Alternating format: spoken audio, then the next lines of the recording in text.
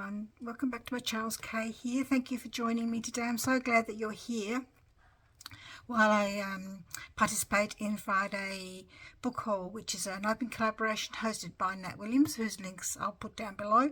And the idea being that you take a video of the books you have found through Facebook Marketplace or op shops or given to you or whatever, and then you upload it to the YouTube channel. Goodness me, I always get my confused for some unknown reason. I want to say challenge when I want to say channel, and I want to say those two words just get me mixed up all the time. I don't know why. Anyway, so you make a video, upload it, and you do the hashtag Friday Book Haul.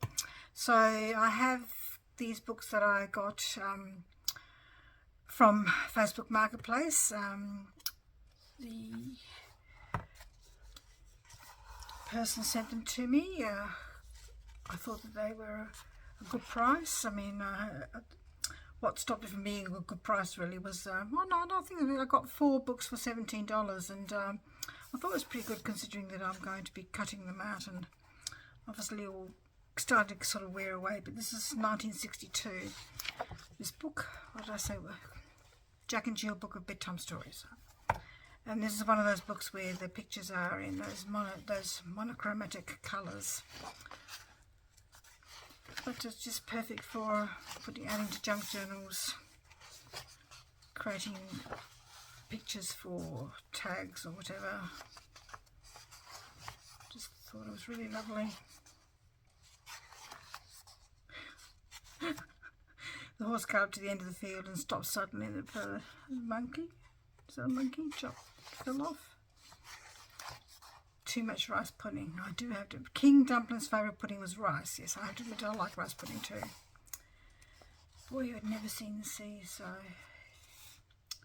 some of the pictures are really nice, even though they're sort of monochromatic, they're still lovely.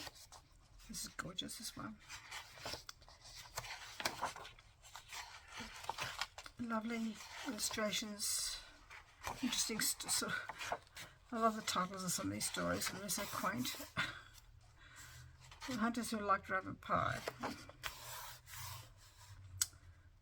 3 hunters in search of rabbit pie. Yeah.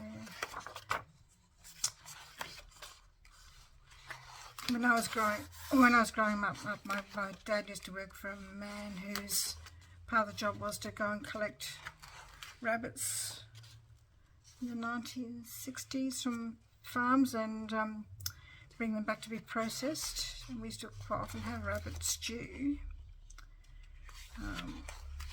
But I remember we used to go out, my sister and I used to go out with my dad to collect the rabbits, to bring them out. There used to be a truck with an open tray at the back and racks of rabbits all tied together with the legs.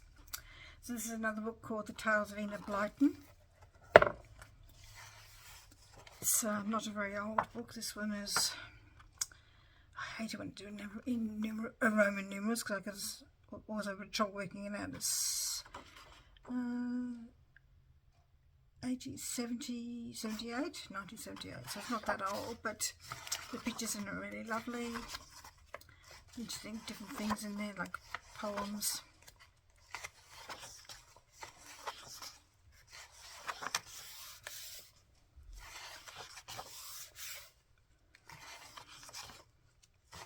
So whenever, like I said, we used to go on the rabbit run, and then when we used to go home, my dad used to come and bring the rabbit. I don't know if my mum actually skinned the rabbits as well. Wouldn't have been an easy task, or whether they were already skinned, I'm not sure. I can't remember that much really. I remember them thinking that they were, I think my mum used to have to skin them back in the day. I mean, they're dead, but it would have been an easy task. You see, the pictures are really lovely. I won't go through them all. Just, it's lovely. Fairy in the tooth, cute. Flower fairies. Oh, aren't they gorgeous? She's gorgeous. Different from the Cicely Mary Barker ones. Still lovely. So, it's type of stories. Person's fill in the puzzles, but that's fine. Sea Princess.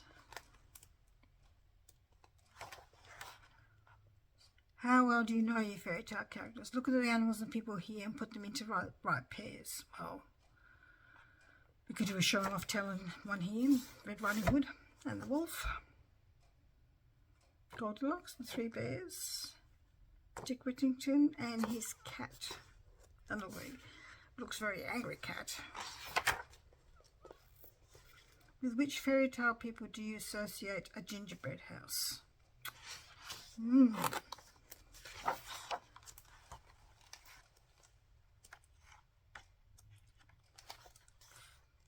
Lovely pictures of flowers. And it makes an angel. Oh, that's gorgeous. That's gorgeous.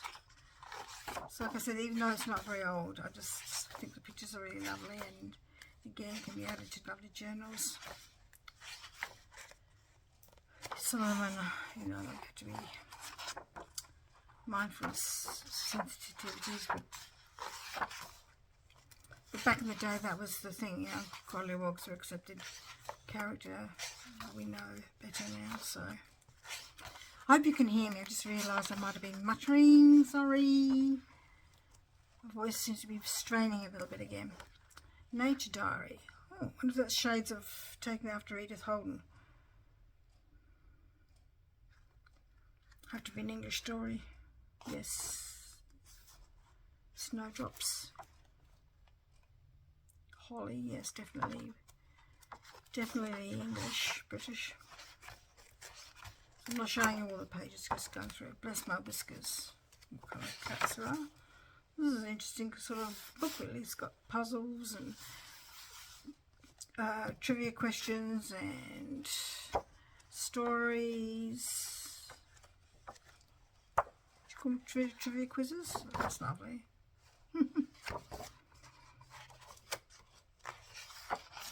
And it's a bit of an index. So there's that one. Then this is a Crackerjack Girls Own book. This one's all in that toned pictures, but still look at the age of the book is well looked after, 1960. There's one or two coloured pictures, there's not very many. Again, this is a British one. Pictures would be really good to stories, and the pages would be good to add to journals or to make out collages.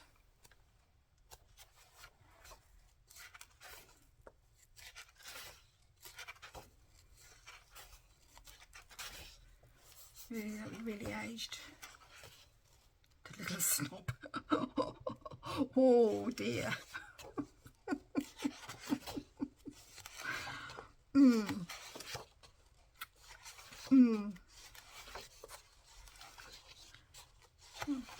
Somebody was asking after some medieval things on a junk journal site that I belong to.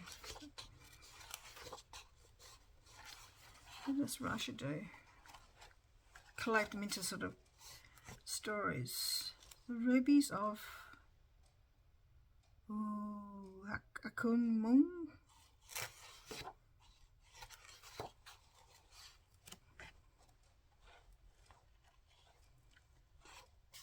Look at that fashion. Must be Paris, yes, because the Arc de Triomphe is there.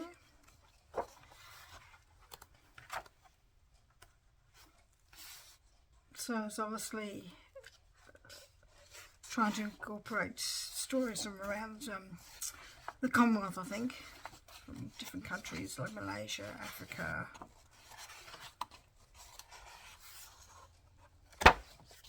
Maybe Singapore, I don't know. Is Malaysia? I think it might be Singapore, maybe. Lovely retro pictures. Then there's this really, really old one. It's not in all that fantastic condition, but still really lovely. Could be, don't know if it could be fixed. The picture's actually not even stuck on, it's inlaid. Wow. Don't know if that could be fixed. Might be worth saving though. So this is a handwritten to Vera with best wishes from Uncle Harry and Aunt Margaret, 1932. Wow.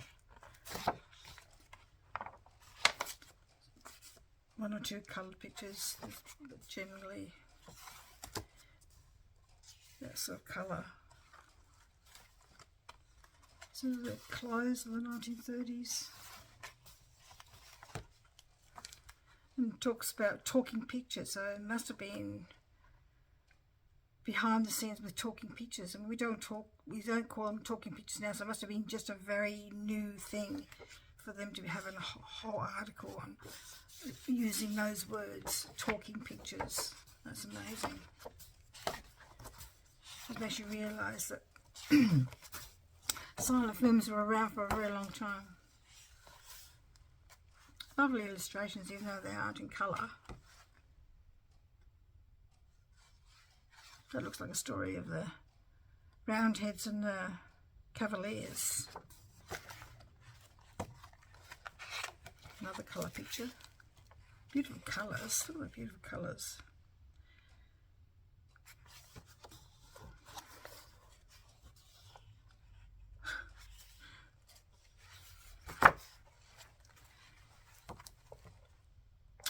Yeah, one of the favourite things to do was to write stories about boarding schools and the gym slips and tunics and stockings and shoes they had to wear. And this is a story about In the Land of the Sheiks. Wow. Look how old that looks.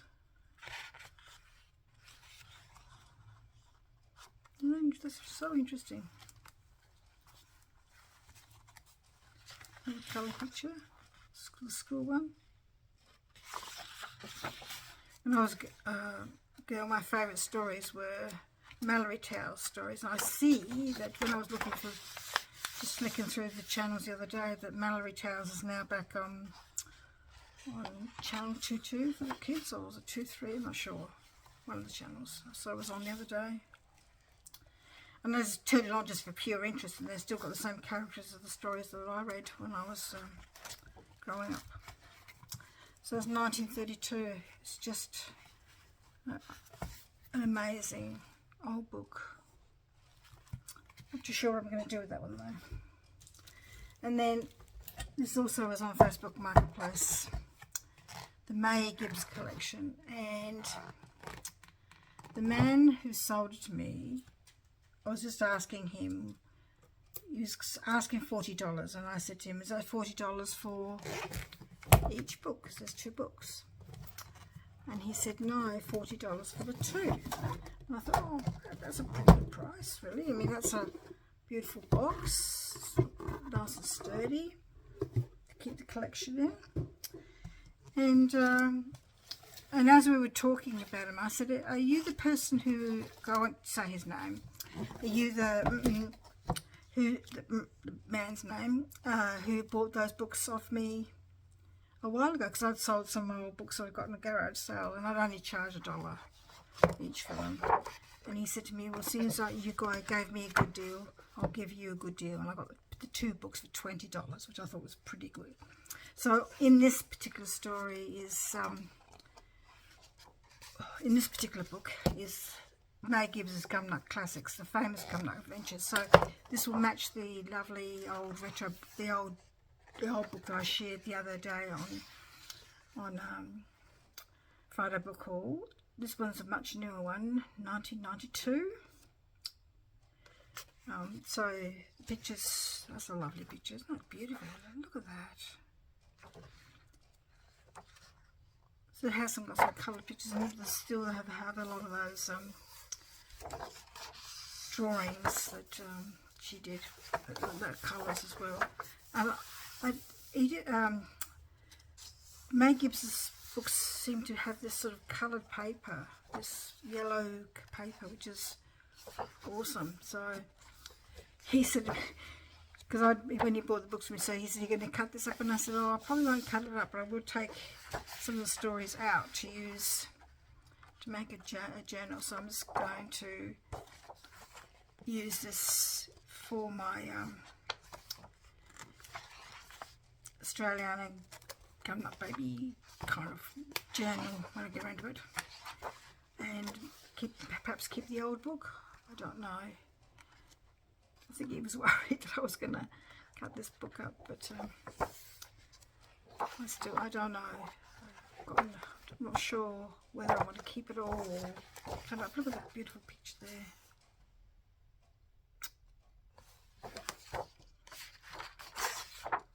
So there's a number of her stories in here. Oh, look at that. Look at the colour.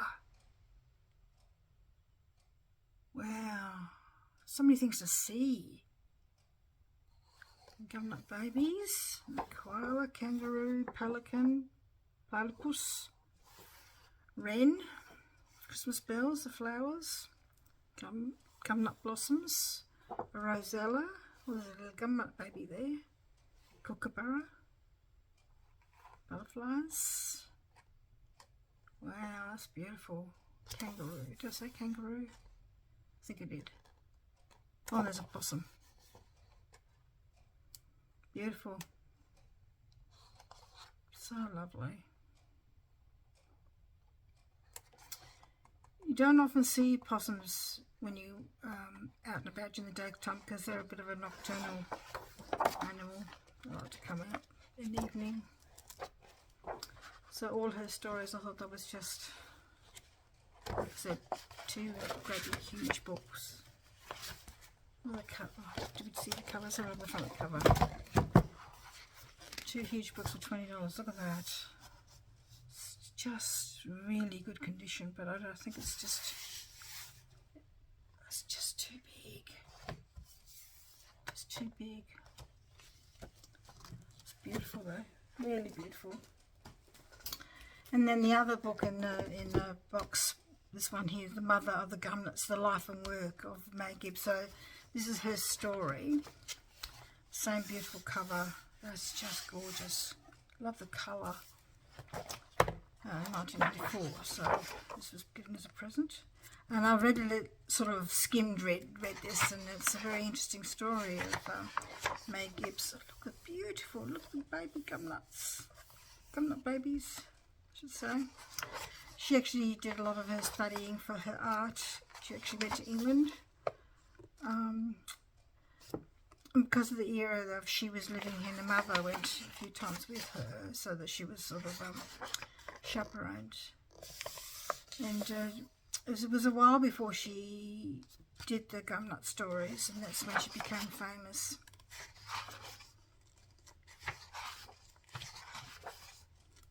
She actually went back to England and came back here for a while. They first settled in a place on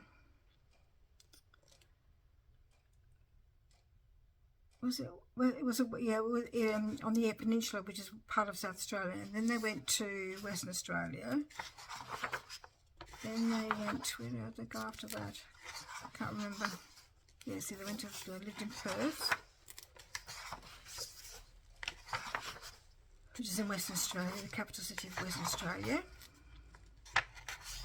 And, you know, all the way along she was doing this work, and then she went to England, back to England to do her studying for the drawing and things like that. Look at this, really lovely. Because she's so well known for the Gumnut babies, you don't really, I'm not aware that she did this kind of thing as well.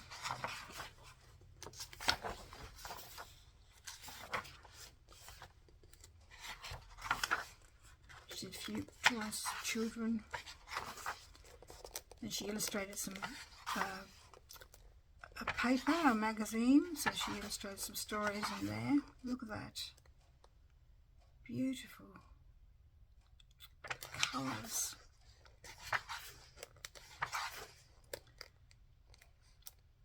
So this is when she went back to England again. So she's back in England. Look at this. chimney people. That's lovely. Look at that. This is her.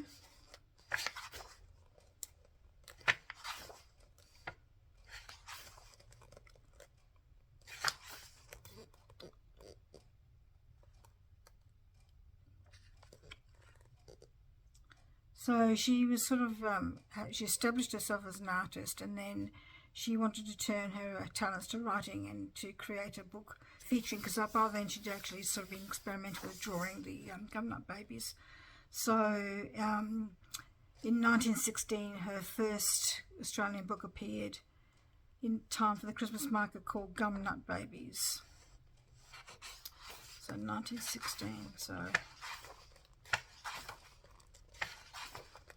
when she lived in England, she didn't stay the whole time with her mum. Her mum came back to Australia, and so she stayed there with family or somebody they knew.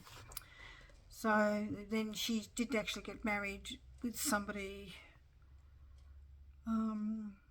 because up until then she didn't really like the idea of being married and think it was her thing, and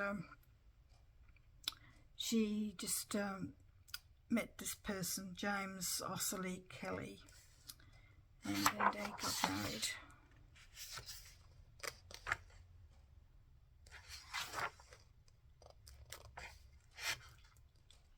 Did she get married?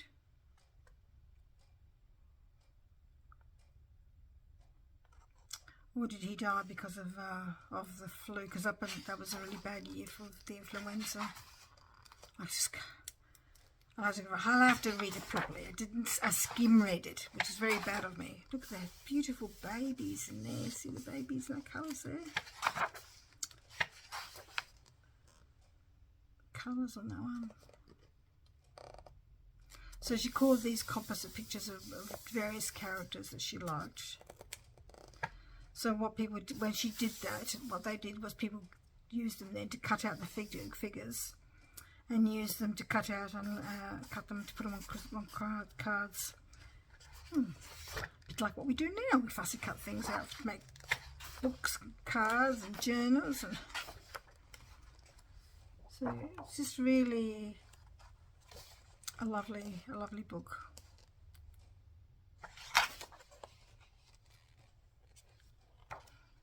Look at that. She drew those beautiful wildflowers of Australia, in Australia, New South Wales.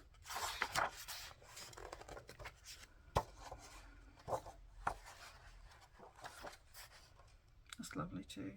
This was a fabric designed by May, and it was printed in England in 1929.